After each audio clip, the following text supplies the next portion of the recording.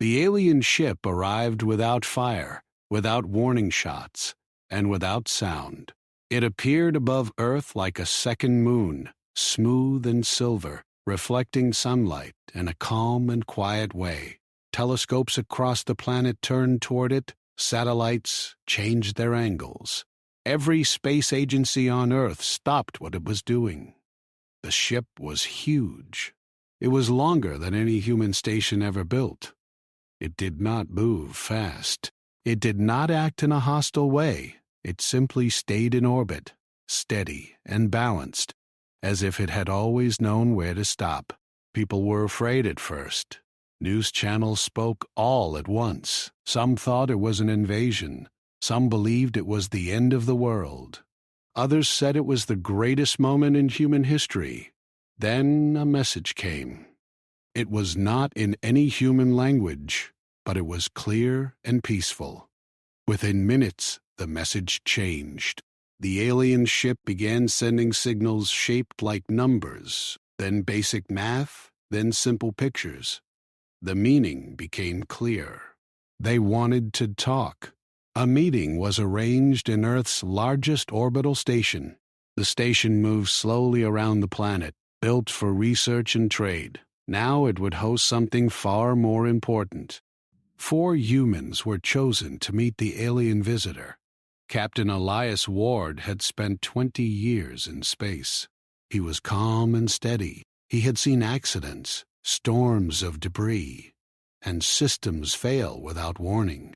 His face was lined from years of pressure and responsibility, but his eyes were sharp. Mira Hale was an engineer. She understood machines the way some people understood music. She could hear a small change in a system and know something was wrong. She had built parts of the station with her own hands. Dr. Brown, Rowan Pierce, was a physicist. He had studied gravity since he was young. He loved the way it shaped stars and planets. He believed gravity was the quiet ruler of the universe. The youngest member was Theo Grant, a technician who helped maintain station systems. He was not famous or highly ranked, but he was clever and quick with his thoughts. He also had a habit of making jokes when things became serious.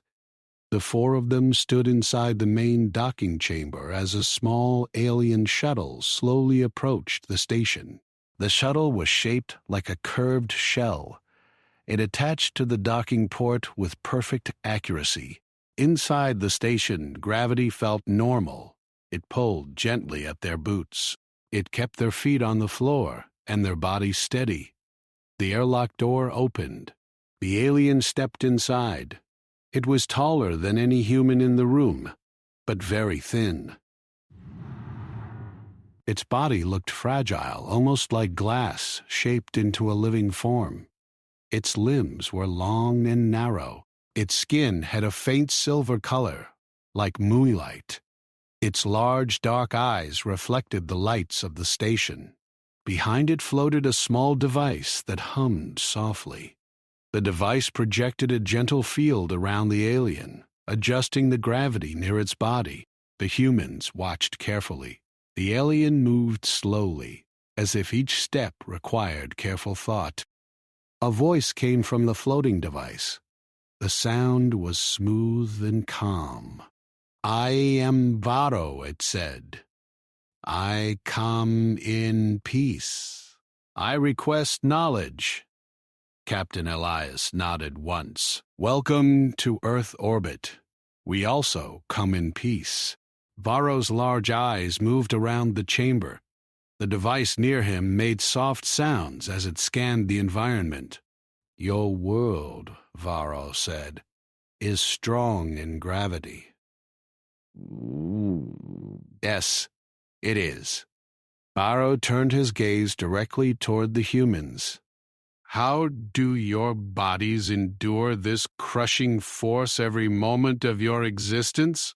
The question hung in the air. To Varro, it was serious. It was a question filled with real concern. Theo blinked, then glanced at Mira. She tried not to smile. "We just fall with style," he said. The silence followed. The alien device made a longer humming sound, as if recording every word carefully. Fall, Varro repeated, with style. That's right, Theo said, trying to keep a straight face. Captain Elias gave Theo a warning look, but it was too late. Varro did not react with anger. Instead, he seemed confused. You accept continuous falling as a normal condition? Dr. Rowan stepped forward. Don't? In a way, yes. Gravity pulls us toward the center of our planet. We are always being pulled down, but the ground pushes back. So we stand. Your ground resists the force of your planet? Yes, Mira said. That's how standing works. Varro was quiet for several seconds. On my world, he said slowly, gravity is much weaker. Our bodies developed with little downward force. Even small increases in gravity cause stress to our bones and organs. Theo looked at the tall, thin alien body and understood. Varro continued. Your planet's gravity is nearly 3 times stronger than ours, yet you walk, run, and lift objects. This should damage you. Captain Elias folded his arms. It used to, maybe, a long time ago. But we evolved here. Our bodies grew strong under this force. You adapted to constant pressure? We didn't have a choice, Elias replied. The alien scientist moved closer, studying the humans carefully. May I ask another question? Of course, said Dr. Rowan. Why do you treat this subject lightly? It is a matter of survival. Theo scratched the back of his head. If we worried about gravity every second, we'd never get anything done. It's just normal. Normal, Varro repeated. The word seemed important. Varro activated a small projection from his device. A 3D image of Earth appeared between them. Blue oceans, white clouds, green and brown land. This planet should be hostile to intelligent life, Varro said. The gravitational force alone would prevent advanced development on many worlds. Yet you have built cities, machines, and orbital stations. Mira crossed her arms. Gravity didn't stop us. It helped shape us. Explain. Dr. Rowan stepped forward again. Strong gravity means strong muscles, strong bones, strong hearts. Every time we move, we work against it. From the day we are born, our bodies train without knowing it. Varro looked at Theo. Even the youngest among you? Theo shrugged. Even kids carry backpacks heavier than some of your equipment, I guess. The alien device hummed again, recording data. Varro took a careful step. The gravity field around him flickered slightly. For a brief moment, his body seemed to strain. Mira noticed it immediately. Is your field stable? She asked. It is functioning, Varro answered. However, I must not remain long without adjustment. Your gravity presses strongly against my structure. Captain Elias gestured toward a nearby seating area. You can sit if you need to. Varro hesitated. Sitting is unnecessary. My field will compensate. Theo leaned slightly toward Mira and whispered, He thinks gravity is a villain. Varro's device turned toward him. Gravity is not a villain. It is a fundamental force. But on our world, we learn to avoid its extremes. Doctor. Rowan's eyes brightened with interest. You avoid strong gravity worlds? Yes, Varro replied. They are inefficient and dangerous for our biology. Elias exchanged a quick glance with Mira. For humans, strong gravity was simply home. Outside the station windows, Earth turned slowly. Sunlight moved across oceans and continents. The planet looked peaceful from above. Vero continued to study them. Your humor suggests comfort. Yet my calculations show constant strain on your skeletal system. Why do you not seek to escape this burden? Mira smiled slightly. We did escape, in a way. That's why we built stations like this. In low gravity, we float. But after a while, our muscles weaken. Our bones lose density. We actually have to exercise harder in space to stay healthy. Vero seemed startled. You must add artificial stress to survive?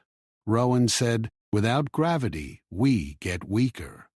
That answer clearly unsettled the alien scientist. On my world, Barrow said slowly, we design our cities to reduce gravitational load even further. We see gravity as something to overcome. Theo smiled again. We see it as a gym membership we never cancel. Captain Elias almost laughed, but he held it back. Varro was silent for a long time. His device processed information rapidly. Perhaps, Barrow said at last, your species does not fully understand the danger it faces. Alias met his gaze calmly. Or maybe we understand it very well. The lights in the chamber dimmed slightly as the station adjusted its orbit. A gentle vibration passed through the floor. Varro's gravity field flickered again, reacting quickly. Mira watched the alien carefully. She could see how much effort it took for him simply to stand there. Dr. Rowan folded his hands behind his back. Tell us something, he said. Why are you so interested in our gravity? Because your existence challenges our understanding of life. If a species can thrive under such force, then many assumptions about planetary limits are wrong. Theo raised an eyebrow. So we're a science project?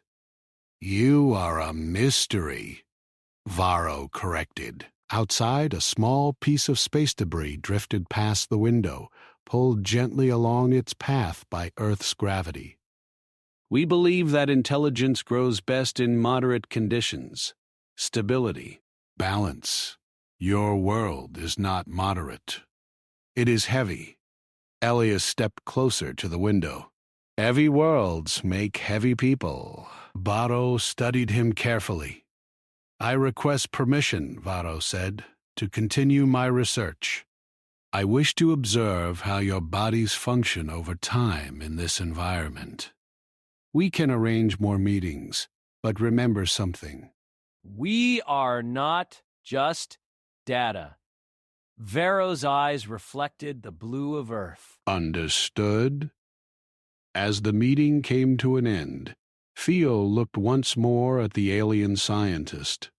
You really think gravity is crushing us? He asked. Varro answered honestly, yes. Then maybe it's not crushing us, he said. Maybe it's holding us together. Varro did not respond immediately. The humans left the docking chamber one by one. The alien remained for a moment longer, standing under a force his people feared. He looked down at the floor beneath him. He felt the pressure through his field. He felt the constant pull of a world that never stopped calling everything back to its center. In his records, he wrote a single line. Humans do not resist gravity. They live inside it as if it were a friend. But deep in his thoughts, a question remained. If a species could grow strong under such weight, what else could they endure? Outside, Earth continued to turn, unaware that somewhere above it, an alien scientist had begun to doubt everything he believed about strength. Varro returned to his ship and began reviewing all the data collected from the humans. Every step, every movement, every casual comment was analyzed. He tried to understand why a species under constant strong gravity not only survived, but seemed to thrive. The results confused him. he called another meeting with the humans. This time it was not in orbit. Instead, the humans were invited to visit the alien ship itself. Varro explained that observing them directly in controlled conditions could reveal more than questions and answers. Elias, Mira, Dr. Rowan and Theo prepared for the journey. They wore protective suits designed by the alien engineers, suits that adjusted to the ship's low-gravity environment.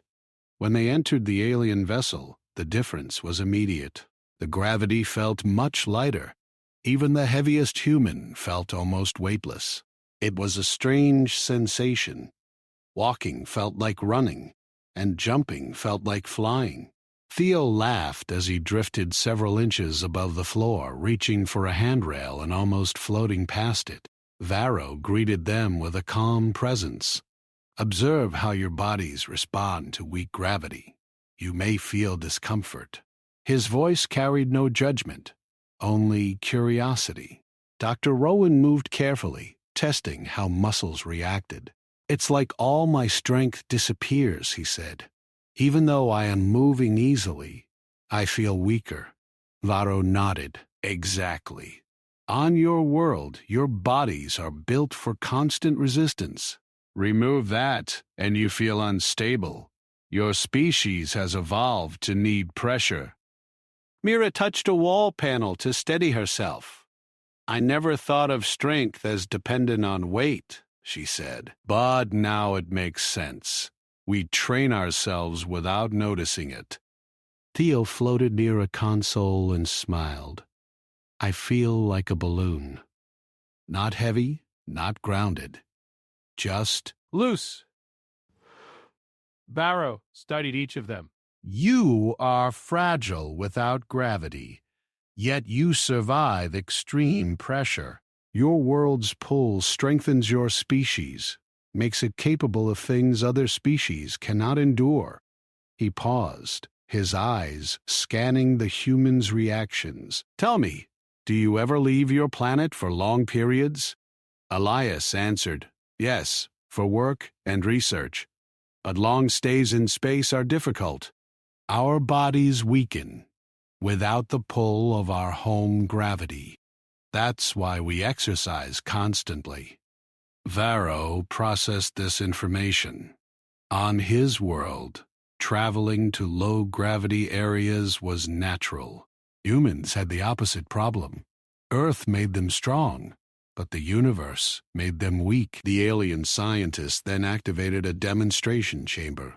The room was a cube of glass and light. Inside, gravity could be controlled, from very weak to Earth levels. Varro gestured toward it. Step inside. Experience variations. Observe how your body reacts. He felt comfortable at first, walking slowly as gravity decreased. But when the chamber returned to Earth gravity, he noticed small tremors in his muscles. He realized his body had already begun to adapt to the lighter force. Mira followed. She tested lifting a small weight. In low gravity, it was easy. When gravity increased slightly, the effort became noticeable. Even a small difference, she said, feels strange, almost tiring. Ed, Rowan, analyzed every movement. Our bodies are tuned to a constant load. Change it, and it creates strain. It is fascinating.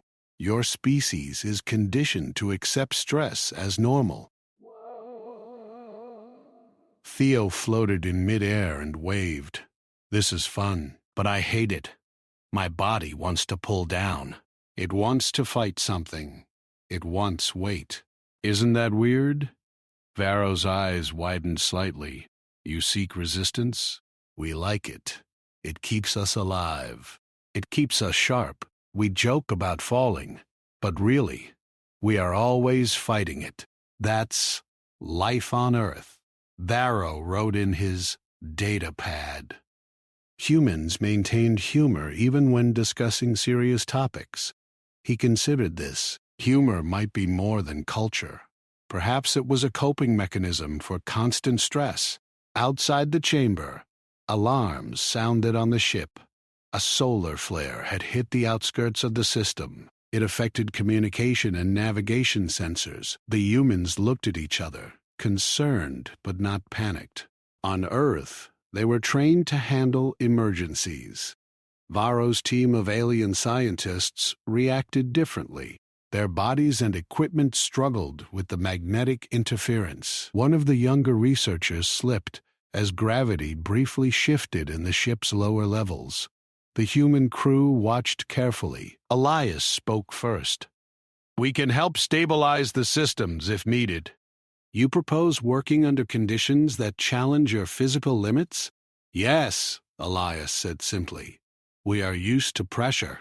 He had calculated that humans should be at a disadvantage. Yet here they were, calm, ready to act, physically and mentally capable. Varro decided to observe further. He moved the humans through different sections of the ship. Gravity levels varied slightly. Machines hummed with power. Even minor adjustments caused the aliens difficulty. Humans adapted immediately, adjusting posture and steps, laughing lightly at the odd sensations. Theo floated near a panel and made a joke. "Next time someone asks about gravity, I'm charging extra. It's dangerous work." The humans laughed softly. The aliens did not understand why humor accompanied skill, but it was noted carefully. As the day progressed, Varro noticed a pattern. Every time gravity increased, humans adapted quickly. They felt the strain but did not collapse. They joked but did not panic. Their bodies worked, their minds worked, and their coordination remained perfect. Varro asked Dr. Rowan, "Do humans know how strong they are?"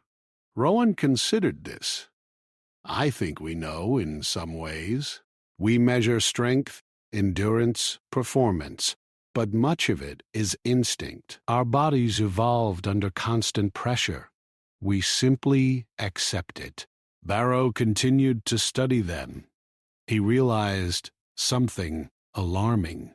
If humans could survive under Earth's gravity, which was already extreme compared to many planets, what would happen if they traveled to even stronger worlds?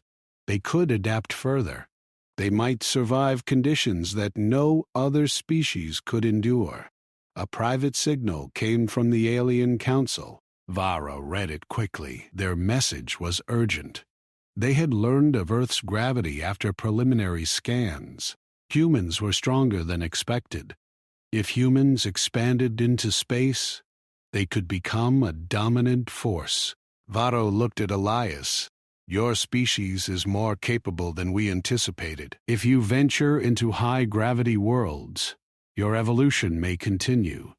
You will become formidable." Elias nodded quietly. "That's why we explore. We are curious. We want to see what we can do. And sometimes we want to help others see what's possible, too."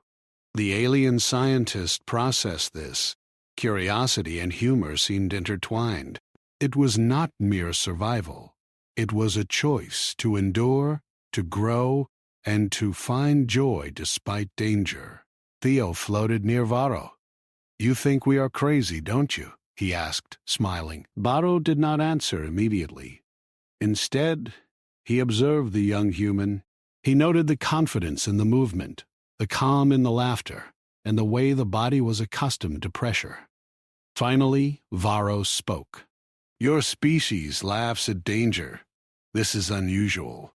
Most intelligent species respond with caution, avoidance, or fear." Pio shrugged. "We either laugh or complain. We choose laughter. It makes life easier." The alien scientist wrote this carefully. Humor, resilience, adaptation, every trait connected to gravity. Every action a lesson in survival and strength. As the day ended, the humans returned to the station. The alien ship adjusted orbit, preparing for further studies. Varro remained thoughtful. He realized that humans were not just surviving Earth, they were thriving under it. They had taken the weight of a planet and made it part of themselves. He noted one final observation before the humans departed. The way a species responds to constant challenge can be more important than intelligence or technology alone. In the case of humans, gravity shaped not just their bodies, but their courage, their humor, and their spirit. Outside, the Earth rotated slowly beneath the stars. Oceans glimmered. Cities sparkled. Mountains stood tall. Every human moved under a constant force they had learned to embrace. Varro's last thought as he watched them leave was clear. This species, so small on a planetary scale, might one day achieve greatness in ways no alien could yet predict. Varro decided that the next phase of observation required closer study. He proposed an experiment that would place one human inside the alien ship for an extended period. The idea was to see how a human body responded to low gravity over time.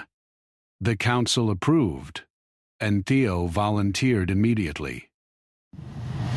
He said he had always wanted to see what it felt like to float without effort. The other humans prepared Theo for the experiment. Protective suits were adjusted, communication devices checked, and emergency protocols reviewed. Theo's excitement was clear, but he also felt a small, nervous twinge. He knew the alien ship was unlike anything he had experienced before. Once inside the ship, Theo felt the gravity shift immediately. His feet barely touched the floor. He floated slightly as if the air itself were supporting him. "This is strange," he muttered, stretching his arms and legs.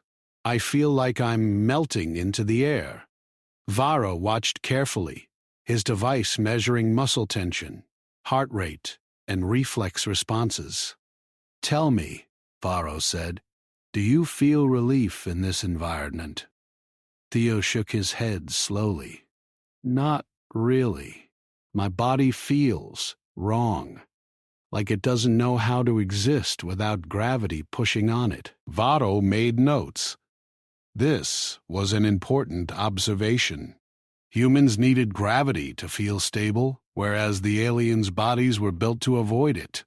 Next, Varro increased the gravity in a controlled test chamber, though the force was still weaker than Earth's.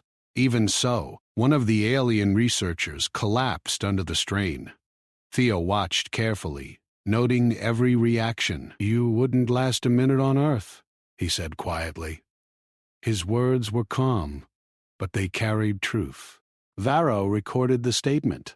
He realized humans were capable of enduring forces far beyond what his species considered safe. The chamber simulations continued. Theo moved, lifted objects, and performed small exercises.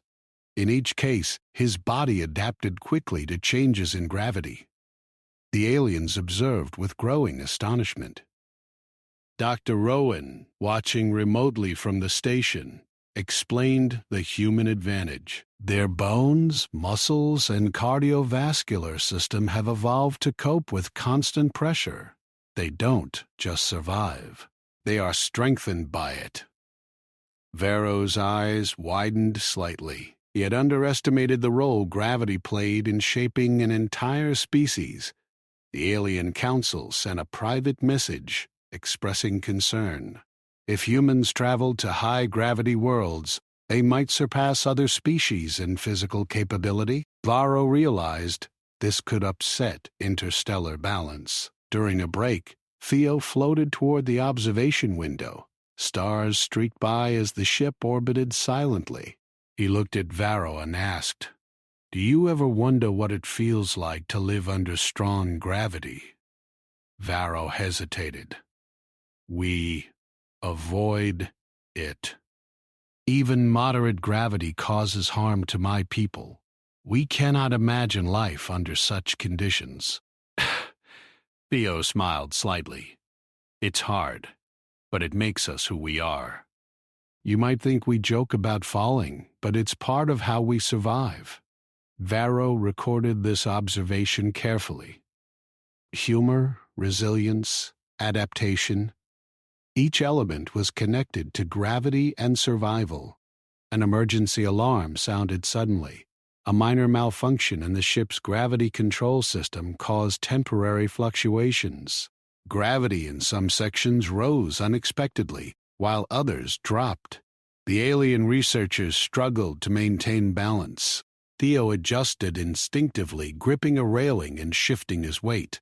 "This is nothing," he said calmly. "We're used to change. Gravity doesn't scare us." The alien researchers exchanged worried glances. Their own bodies were fragile under such shifts, but humans adapted immediately. Varro decided to push the experiment further. He increased gravity to a level above what the humans were accustomed to on Earth. Theo's body responded naturally, muscles tensing, balance adjusting. He moved cautiously, but without panic. "Impressive," Varro said. "Your body adapts faster than expected," Theo smiled. "We train without knowing it. Every step on Earth is a workout. Every lift, every jump, every run builds strength. We're used to pressure." Varro recorded everything meticulously. This species was unlike any other he had studied. They laughed, they joked, and yet they were capable of enduring extreme conditions. As the day ended, Varro asked a difficult question. "Have you considered traveling to worlds with even stronger gravity than Earth?" We think about it sometimes. The universe is big, and there are many challenges. "Gravity is just one of them. We want to see what we can do." Varro studied him carefully. The confidence in the young human's voice was unmistakable. Humans did not fear extreme conditions. They adapted, endured, and even found joy in it. During the night cycle on the ship, Theo floated near a small window, looking out at the stars. He thought about Earth, about gravity, and about how something that seemed like a burden was actually a gift. Varro observed silently, realizing that the human advantage lay not only in physical adaptation but also in mental resilience. Humor and confidence were tools of survival. Finally, Varro spoke. "You are unique. Your species survives under conditions that would harm most intelligent life. Your humor, your courage, your willingness to endure pressure, all are linked to your environment. Gravity always wins in the end, so we make friends with it." Varro noted the statement. It was a lesson he would not forget. Humans did not merely cope with gravity. They embraced it, turned it into strength, and even found amusement in the struggle. The experiment concluded for the day. Theo returned to the station, exhausted but exhilarated. He had floated, lifted, adjusted, and survived conditions far different from Earth's gravity. He felt stronger, aware of his body's limits and capabilities. Varro remained aboard the ship, contemplating what he had learned. Humans were not fragile beings at the mercy of their world. They were a species built by challenge, strengthened by constant resistance, and capable of adapting to conditions no other species could survive. As the ship orbited silently above Earth, Varro considered the implications. If humans ventured into space, they could explore high-gravity worlds, survive extreme conditions, and grow stronger in ways his species could not imagine. Outside, Earth rotated peacefully beneath the stars. Gravity held every ocean, every mountain, every city firmly in place. Humans moved under it, laughed under it, and thrived because of it. Varro's final note in his data logs for the day read, "This species is not only enduring the weight of their planet, they are mastering it, and if they continue, there may be no limits to what they can achieve." After the experiment with Theo, Varro realized he needed a larger sample to truly understand humans.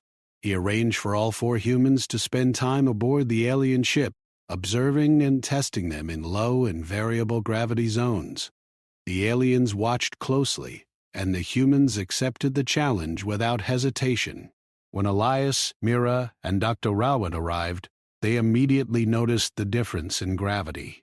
Walking felt easy, even strange, as if their bodies were floating, but still aware of every movement. Theo, already familiar with the sensation, moved through the corridors with ease, laughing at the small floating tricks he could do. Varro greeted them. Observe your bodies under these conditions. Note what is comfortable and what is challenging. Elias stepped carefully, testing his balance. It feels unnatural, he admitted. Earth's pull is gone. My legs want weight. My body wants resistance. Mira touched the walls lightly as she floated. It feels like I'm stretching without effort, but my muscles aren't working the way they do on Earth. Dr. Rowan adjusted a small device on his suit. Our bodies have evolved to need pressure. Remove it, and it becomes disorienting. Strength depends on resistance. Varro nodded. I begin to see. Humans do not only survive gravity, they are built by it. Remove the force, and they feel fragile. The alien researchers recorded every movement and reaction. Varro wanted to understand the connection between humor, resilience, and adaptation. Humans were unique. They laughed in the face of strain. They joked while performing difficult tasks, and their bodies responded with incredible endurance. In a large chamber, Varro adjusted gravity gradually. The humans experienced subtle changes, from low levels to slightly above Earth gravity. Elias moved cautiously, testing each step. Mira lifted a moderate weight and adjusted to the change effortlessly. Dr. Rowan observed and recorded every detail. Theo floated, laughed, and performed small flips, showing the aliens that humans could adapt quickly and with confidence. Varro noticed something unusual. When humans joked about difficulty, their bodies seemed to respond better. Stress was met with humor, not panic. The aliens noted this as a potential survival trait. Outside, the Alien Council communicated urgently. Reports indicated that humans could withstand forces far greater than anticipated. If they traveled to high-gravity worlds, they might become dominant. Varro understood the concern. Humans were not fragile. They were formidable. The humans moved through simulations that tested coordination, strength, and balance. Each test involved fluctuating gravity, moving platforms, and tasks requiring precise control. The aliens struggled under the same conditions, often collapsing or misjudging distances. Humans adapted immediately, muscles and reflexes adjusting instinctively. During a brief break, Theo floated to Varro. Do you see now? We laugh because it helps us cope. Gravity isn't a threat. It's part of life. Varro studied him carefully. You use humor as a tool? We joke because it makes stress easier. We survive better when we are not afraid. Varro made notes. Humor, resilience, and adaptation were intertwined. Humans not only endured gravity, they thrived under it. Their spirit, confidence, and laughter were as important as muscle and bone. An unexpected alarm rang throughout the ship. A minor malfunction caused a gravity fluctuation in one section.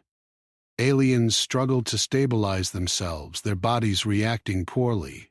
Humans moved calmly, adjusting posture and grip, floating lightly when necessary, or anchoring themselves with ease. Mira smiled as she helped stabilize a floating panel. This is nothing, she said. Gravity isn't new to us. Elias stepped forward to assist. We adapt quickly. We've trained under pressure our entire lives. Varro observed quietly. The humans' ability to handle stress impressed him more than any calculation could. Their endurance was physical, but their courage and humor made them even more resilient. After the incident, Varro asked the humans about their approach to challenges. Why do you not panic under extreme stress? Why do you joke when faced with danger? Elias answered, "We have no choice. Fear slows us down. We have learned to stay calm, to adapt, and to find humor even when things are hard. It helps us survive." Dr. Rowan added, "Our environment shaped us. Gravity made us strong, and our experiences taught us confidence. We can handle more than most species can imagine." Varro took careful note. Humans were not merely physically adapted. They were psychologically evolved to embrace difficulty. Their laughter, humor, and courage were survival mechanisms as important as their muscles. The day ended with a joint exercise. The humans moved through a complex obstacle course, floating, lifting, and adjusting to gravity changes. Aliens observed, struggling under the same conditions. Every human completed the course with skill and confidence.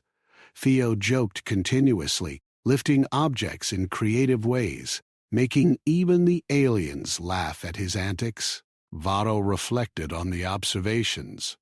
Humans did not fear extreme conditions. They embraced them, they adapted, laughed, and thrived.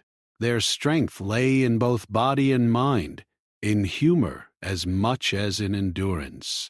The alien councils sent a message. They were concerned about the humans' potential in space. Varro realized that humans could survive and even dominate environments that other species avoided. Their courage, humor, and adaptability made them formidable.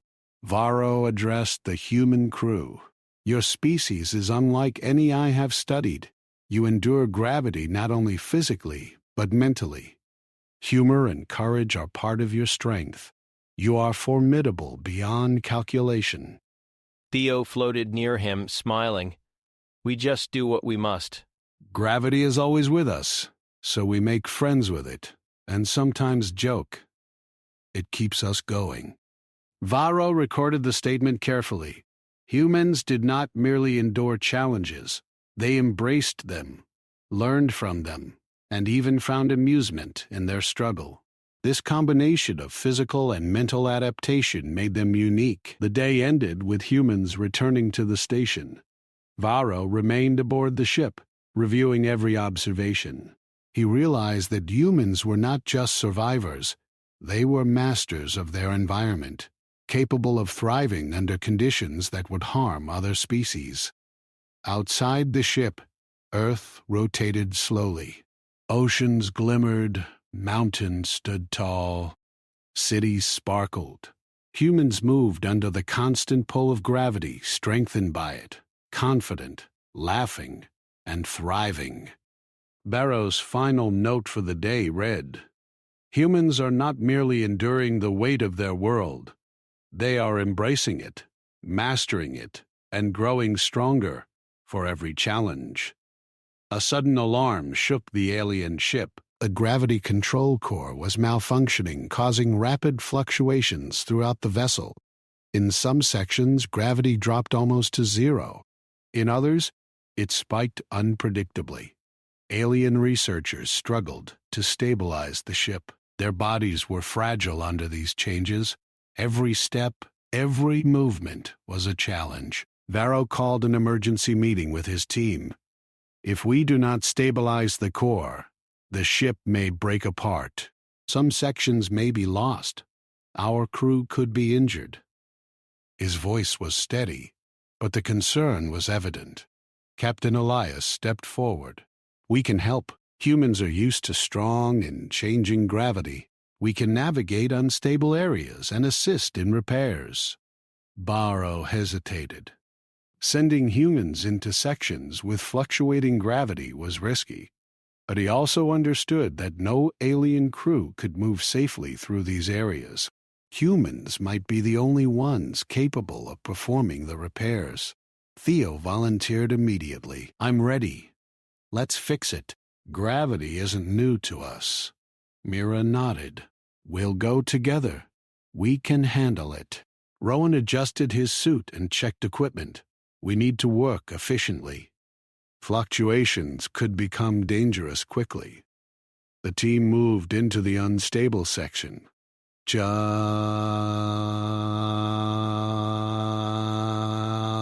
Gravity surged, then dropped. Panels floated unexpectedly. Tools shifted with every change. The aliens nearby struggled to maintain balance. Humans adapted naturally, moving with confidence despite the erratic forces. They grabbed floating tools, adjusted positions, and continued their work without panic. Varro observed from a safe distance. He noted the humans' agility, strength, and focus. Their ability to cope with extreme gravity fluctuations was extraordinary. Even when the gravity exceeded Earth levels temporarily, the humans adjusted quickly. Theo floated toward a loose panel and secured it. This one's tricky, he said, laughing lightly. Feels like it's playing tag with me. Mira used a magnetic harness to anchor herself while tightening bolts on the core. Gravity isn't just a challenge, she said. It's a guide. We know where to push and pull because we feel it constantly. Rowan monitored readings from the control core. If we coordinate movements carefully, we can stabilize the core before further damage occurs. The aliens tried to assist, but their bodies could not handle the fluctuations. One researcher stumbled, another collided with a panel. Humans calmly adjusted and helped the aliens regain balance. Varro recorded every moment. He realized that humans' tolerance for extreme gravitational changes made them indispensable in situations where alien physiology would fail. Hours passed as they worked. Theo floated, grabbed tools mid-air, and joked continuously to ease tension. Gravity likes to dance today, he said. I'm just trying to keep up. The humans laughed quietly, even as they focused on their tasks. Finally, the control core began to stabilize. Gravity fluctuations diminished. The sections of the ship returned to a near-normal state. Humans checked every panel, every connection, ensuring the system was secure. Varro approached the team. You have done what my species could not. You stabilized the core under conditions that would have injured or killed us. Your strength under pressure is remarkable. Elias shrugged. We've been living under extreme gravity all our lives. We adapt quickly. Mira smiled. We also work together. Coordination helps as much as strength. Varro nodded. He understood. Humans had not only physical endurance, but mental resilience, teamwork, and humor. All of these traits contributed to their ability to survive and thrive under extreme conditions. After the repairs, the humans returned to a stable section of the ship. They were exhausted but exhilarated. The alien researchers gathered around them, expressing admiration and gratitude. Varro addressed the group. I have observed humans in situations that would cripple other species. You do not merely survive. You excel under pressure. You combine physical strength with mental courage. Your humor and calmness allow you to endure conditions that others cannot. Theo floated lightly, smiling at Varro. We just do what we must. Gravity is always with us, so we make friends with it. Sometimes we joke. Sometimes we work. But we keep moving. That's how we survive. Varro made careful notes. This statement was not just a joke. It contained insight into the human species. Humor, courage, and physical resilience were interconnected. Humans did not fear challenges. They adapted, overcame, and even found joy in the struggle. The aliens discussed the incident with concern. Humans had demonstrated abilities far beyond what their calculations predicted.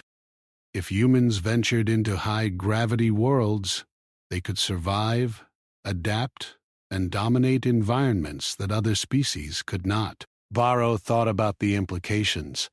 Humans were not fragile beings at the mercy of their planet.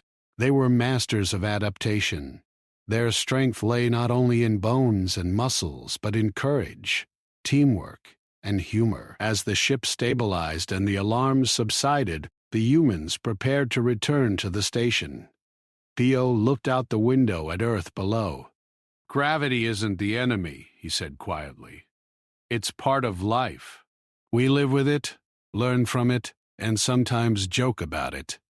That's how we survive." Varro observed him carefully. He realized that humans' greatest strength was not in their ability to endure gravity alone, but in their spirit. They did not simply face challenges, they embraced them. Their laughter, courage, and resilience were as vital as their physical abilities.